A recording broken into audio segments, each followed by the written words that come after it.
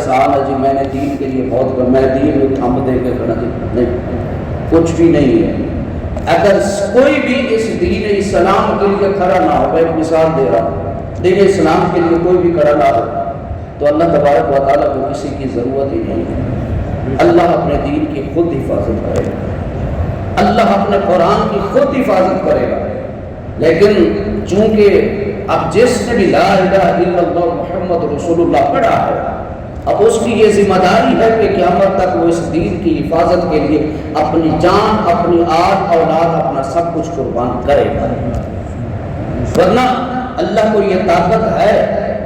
آپ کے سامنے ابرہ بادشاہ جب وہ ہاتھیوں کا ایک بہت بڑا لشکر لے کر آیا تھا اور نیت یہ کر کے آیا تھا کہ میں بیت اللہ کو ختم کر دوں گا، میں بیت اللہ کو گرا دوں گا، بیت اللہ کا نام بھی باقی نہیں۔ اور اس نے حضرت عبد المطلب کے اونٹوں کو جب اس کو پتا چلا کہ اس کعبے کا متولی کون ہے، لوگوں نے بتایا عبد المطلب ہے، تو اس نے حضرت عبد المطلب کے اونٹوں کو قبضہ کر لیا، قید کر لیا اور اپنے پاس سے حضرت عبد المطلب حضور کے دادا رضی اللہ تعالیٰ نے وہ ابرہ کے پاس گئے اور اس کو کہا کہ میرے اونٹوں کو واپس کرو۔ تو اس نے کہا کہ عجیب بات ہے، میں تمہارے اس بیت اللہ پر میں حملہ کرنے آیا ہوں، تم اس کے متولی ہو اور تمہیں اس کی فکر نہیں ہے، تم تو یہ کہتے کہ تم واپس چلے جاؤ، اس پہ حملہ نہ کرو۔ اور اس وقت چونکہ یہ جملہ حضرت عبد المطلب نے کیوں کہا تھا، آج یہ جملہ نہیں کہا ہے، جگہ بس میں بات نہیں شروع کی اس لیے حضرت عبد المطلب نے اس وقت یہ جملہ کہا تھا، آپ نے کہا کہ میرے اونٹ واپس کرو، کعبہ جانے اور کعبے کا رب جانے۔ یہ جملہ کیوں کہا تھا؟ اس لیے کہا تھا کہ اس وقت کعبے کی حفاظت کرنے والا کوئی نہیں تھا، پاور نہیں تھی، قوت نہیں تھی، طاقت نہیں تھی جو ابرہ اتنے بڑے، کیونکہ ہاتھیوں کا بہت بڑا لشکر لے گا جس کو اللہ نے قرآن میں سورۃ الفیل میں بیان کیا، الم تر کیف فعل ربک باصحاب الفیل، کیا تم نے نہیں دیکھا کہ تمہارے رب نے ہاتھی والوں کے ساتھ کیا سلوک کیا؟ وارسل علیہم طیر الابابیل، وہ رب اتنی پاور والا ہے، رب اتنی طاقت والا ہے کہ وہ اگر چاہے تو چھوٹے چھوٹے پرندوں سے بھی حفاظت کروا سکتا ہے۔ اس وقت چونکہ اس کعبے کی حفاظت کرنے والے کوئی نہیں تھے، سارے کافر تھے، ان کو کیا کیا؟ تو حضرت عبد المطلب رضی اللہ عنہ آپ نے کہا کہ میرے ہاتھی میرے واپس کرو، میرے اونٹ واپس کرو، یہ کعبہ جانے اور کعبے کا رب چلے، وہ اس کعبے کی خود حفاظت کر لے گا۔ لیکن آج اگر کوئی دین اسلام کے خلاف کھڑا ہوتا ہے تو آج مسلمان یہ نہیں کہیں گے جاؤ جی ہم نہیں کرتے، اللہ جانے اللہ اس دین کی حفاظت کرے گا۔ اب چونکہ مسلمان ہیں، اب اگر کوئی دین اسلام کے خلاف آئے گا، اسلام کے خلاف آئے گا، مسلمانوں کو ختم کرنے کے لیے آئے گا، اب مسلمانوں کو ان کافروں کے خلاف کھڑا ہونا پڑے گا۔ تو اللہ تبارک و تعالیٰ نے ہر دور میں اللہ اپنے دین کی مدد کرتا رہے گا۔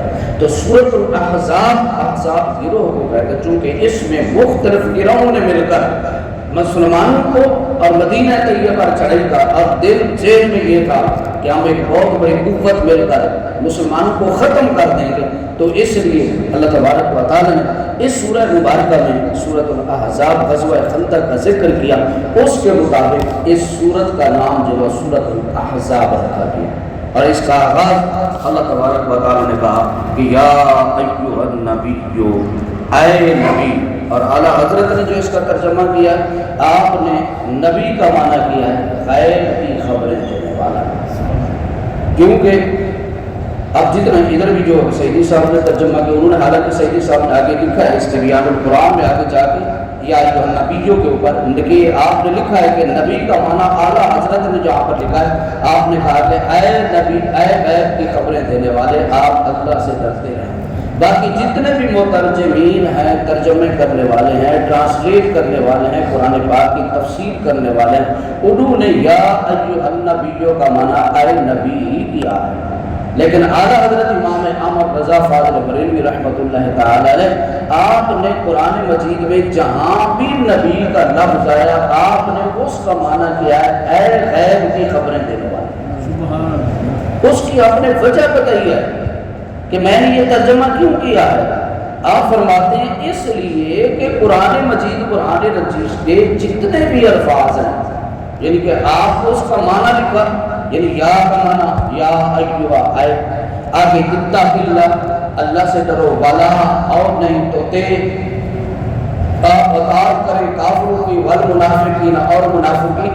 آپ کہتے ہیں قرآن مجید قرآن رشید میں اگر لفظ واو بھی آتا ہے اس کا بھی ترجمہ کیا جاتا ہے، یہ واو ایک چھوٹا سا لفظ ہے اس کا بھی ترجمہ کیا جاتا ہے، لا آتا ہے اس کا بھی ترجمہ کیا جاتا ہے، انا آتا ہے اس کا بھی ترجمہ کیا جاتا ہے، ہوا آتا ہے اس کا بھی ترجمہ کیا جاتا ہے، ہی آتا ہے اس کا بھی ترجمہ کیا جاتا ہے۔ تو یہ لفظ نبی کا ترجمہ کیوں نہیں کرتے ہو؟